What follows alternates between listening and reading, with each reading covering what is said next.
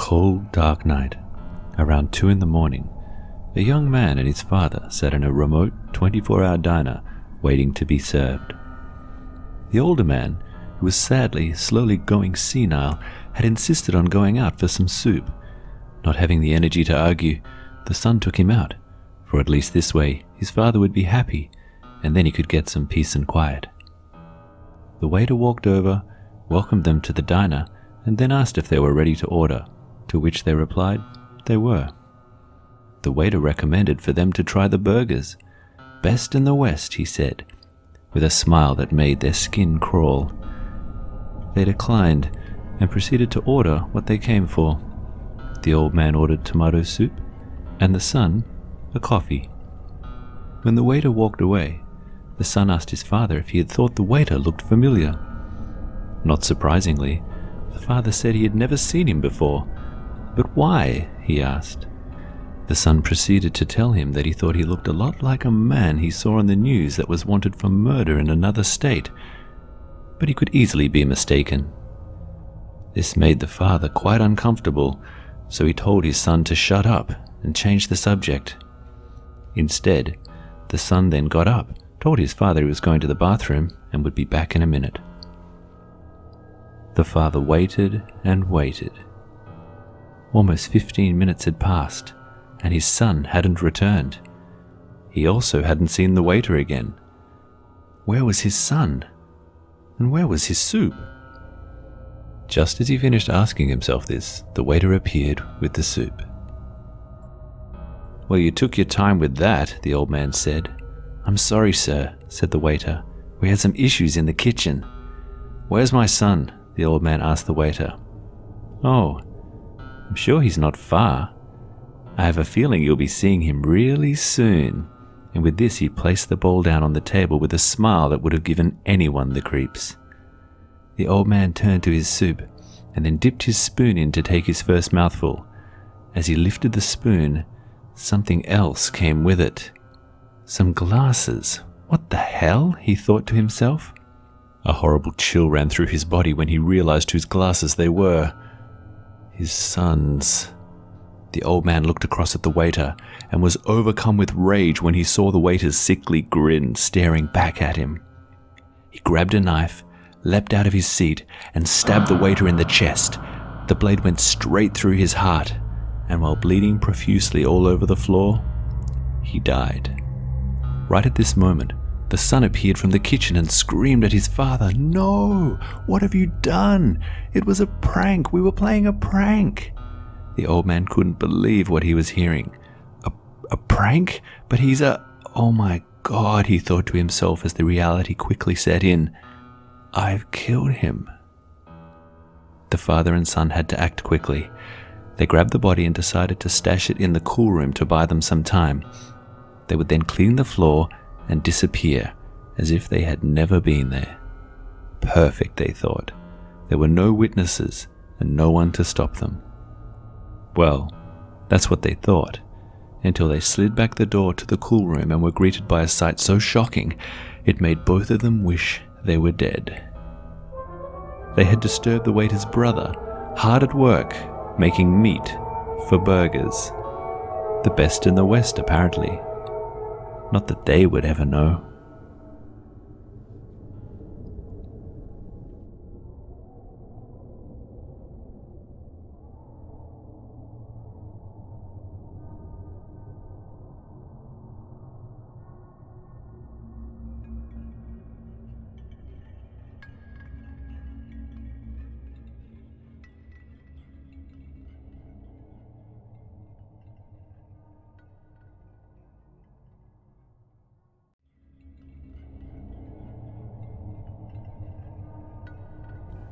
A young woman, charged with excessive unpaid traffic offences and contempt of court, was sentenced to 100 hours of community service.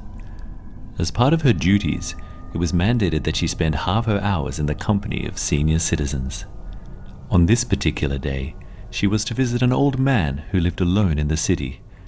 The lady was told that his wife passed away many years ago, and he had never fully gotten over the loss.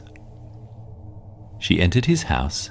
They exchanged pleasantries, and then he offered her a seat, She sat down, and the man began to talk. He talked about everything from the line of work he was once in, the countries he had traveled to, and recollections from his childhood. The woman had almost immediately switched off when he began to talk, and she contributed nothing to the conversation. She quickly became bored and ignored him even further. She rudely pulled out her phone and started messaging her friends, just killing time until she could get out of there. She couldn't care less about this man. She just wanted to be out with her friends. Anywhere but here. Then, in a rare moment when she chose to listen, she noticed that he kept talking about his wife and their daily routines. She put this down to him just being old and senile, so she thought she would just play along. He talked about how she works so hard at her 2 jobs and the time it takes to look after him and his children, which leaves her no time to live her own life. This made him sad, and he was hoping she would soon be able to experience all life has to offer once the kids were grown up. At this point, the lady was over this odd conversation, so she bluntly blurted out to the man that his wife was dead and he should stop talking about her. She thought he would have been taken aback by this, but in actual fact, he simply said, "Oh no, she's quite alive, and she's been here with us the whole time," as he looked to the side of the room. The woman suddenly felt very uneasy. "What?" she thought to herself. She looked in the direction he had gestured, and sure enough, as her vision adjusted to the darkness, a person came into view. It was indeed an old woman. However, she looked like she had been dead for some time. She couldn't believe what she was seeing. She got up out of her chair and slowly approached the body. She had to be sure. Was this really happening? She moved closer and looked for signs of life, when suddenly the old lady's eyes opened and her hand reached out and grabbed her. Her face then turned into a terrifying expression as the lady struggled to get free. She was frozen in place as the old lady exhaled, and dozens of black spores left her mouth and entered the lady's. Then, everything went dark. When her eyes opened, she looked back on her former body and smiled. She then went over to her husband and hugged him one last time. She left the house. She was free, free to travel the world, free to live the life she always wanted to.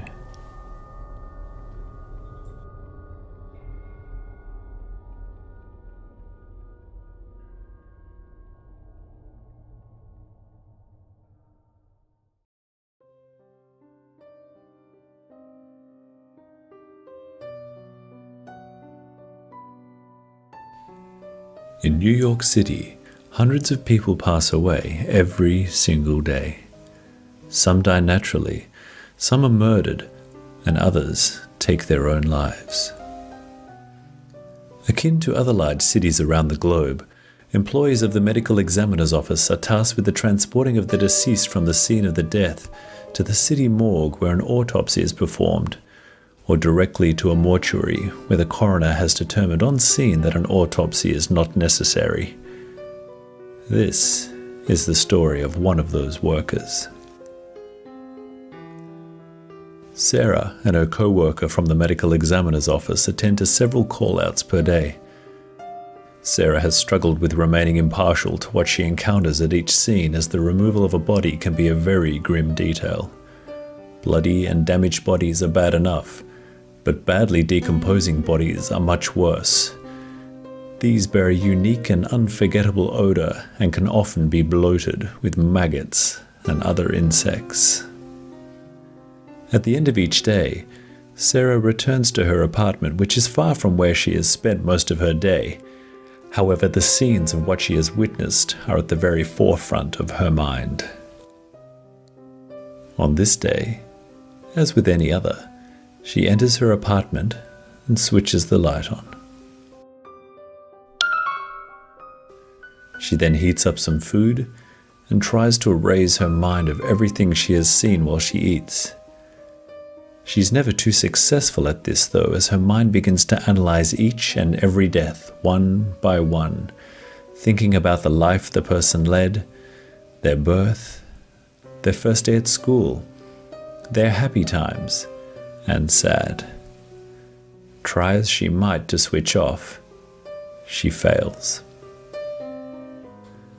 You see, Sarah's husband passed away over 12 months ago. The pain of this loss is still all too real for her, and she just hasn't been able to let it go.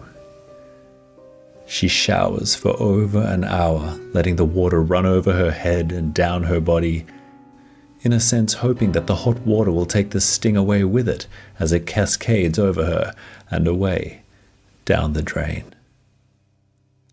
Suddenly, the light goes out. Not perturbed by this at all, she just stands there, sighs loudly, and realizes that this will be as good a time as any to shut it off and head to bed. She fumbles around in the dark and manages to find a box of matches and a candle. She lights it and slowly carries it to her bedroom, going through the events of the day in her head one more time and preparing her mind for the next.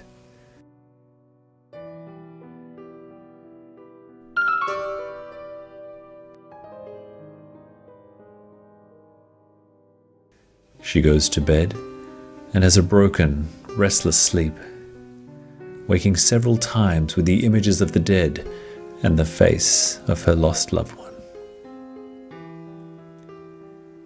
The next day is more of the same, more dead bodies, some that had died naturally, some that were murdered, and some that took their own lives.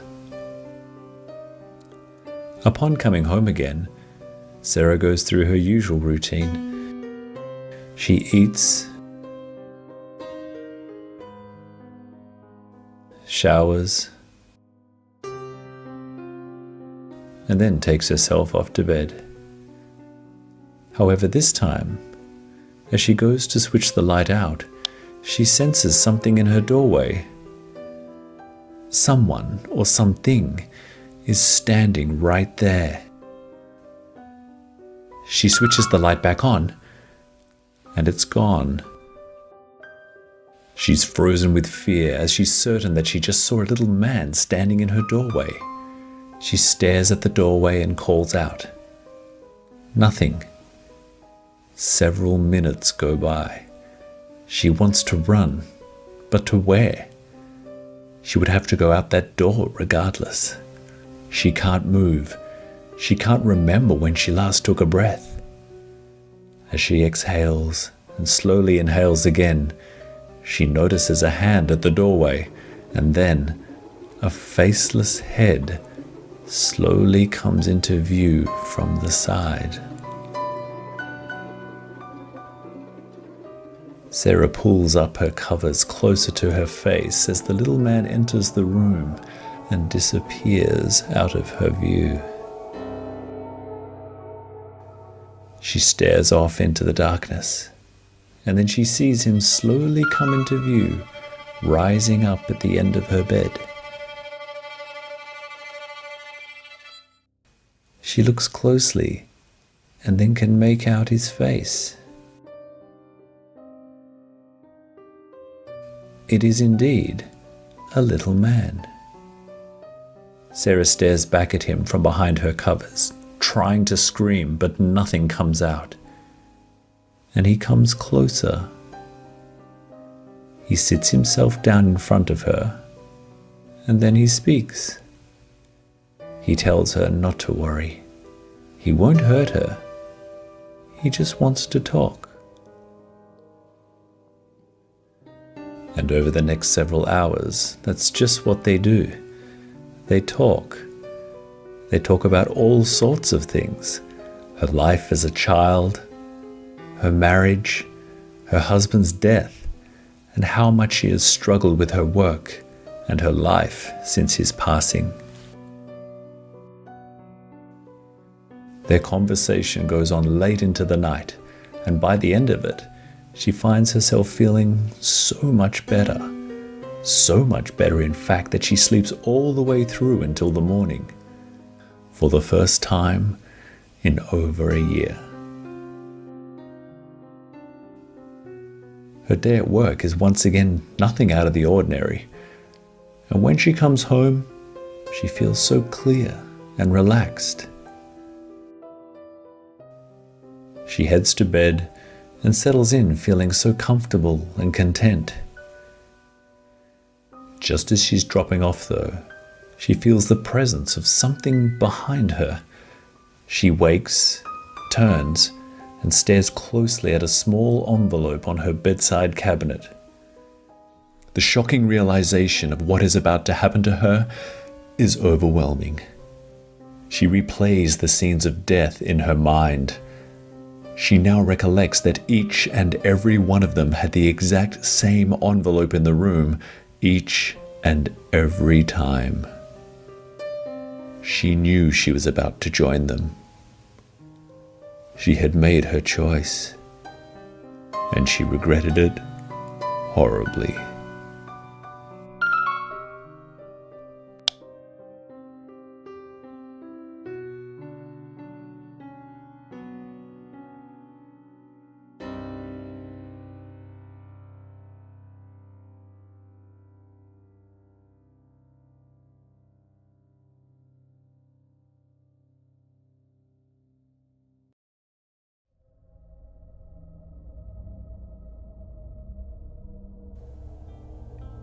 In the southern highlands of the Australian state of New South Wales, the Belanglo State Forest is home to an enormous area of plantation pine and native forestry. It's free to access for all and is popular for four-wheel driving, trail bike riding, and forest camping. In December 1989, two American tourists set off into the forest with the intention to spend several days hiking and camping as they made their way from one side of the forest to the other. Both physically fit and experienced in hiking and orienteering, their first day was spent trekking up into the hills to gain a solid viewpoint from which to survey the land around them. From one of the highest points, the view was spectacular, so the couple stopped to rest and take in the beauty of their surroundings. Whilst observing the vastness of the countryside, the man pondered how easy it would be to come lost out here, or worse, to disappear completely. As she took a drink, the woman dislodged a small rock, knocking it off the edge and sending it falling hundreds of feet into the water below. She felt a chill as she realized how easy it would be to fall off, and how slim the chances of survival would be. They thought they were completely alone. However, this changed when they realized they could hear the sound of footsteps heading up the hill behind them. The man could make out the silhouette of a single person who had stopped and was just standing there. Although this wasn't particularly unusual, it still didn't feel quite right, so he told his girlfriend that he thought it would be best if they kept moving. She nodded in agreement, and they set off to find an area to camp for the night. As night fell over the forest, the temperature dropped quickly. Fortunately for the couple, they'd managed to set up their tent while they still had light, and had set up a campfire on which they cooked their dinner. They then sat and relaxed, staring deeply into the fire as they reflected on the day that had just gone, and excitedly pondered the next few days and what lay ahead.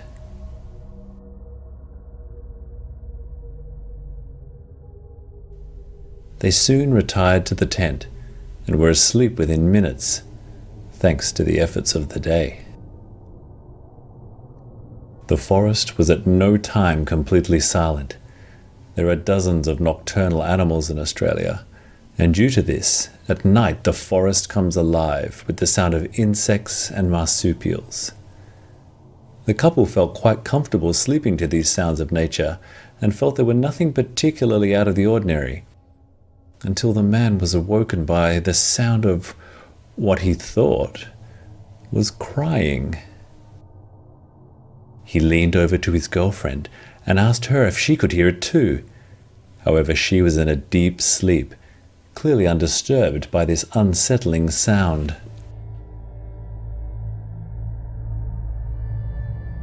The man then sat up and opened the tent door ever so slightly in order to see if he might be able to discover where the crying was coming from. He was frozen with fear when he realized that a large man had sat down at their campsite and was the source of the sobbing. The man then leaned back to his girlfriend and whispered as quietly as he could, "There's a man outside. There's a man outside the tent."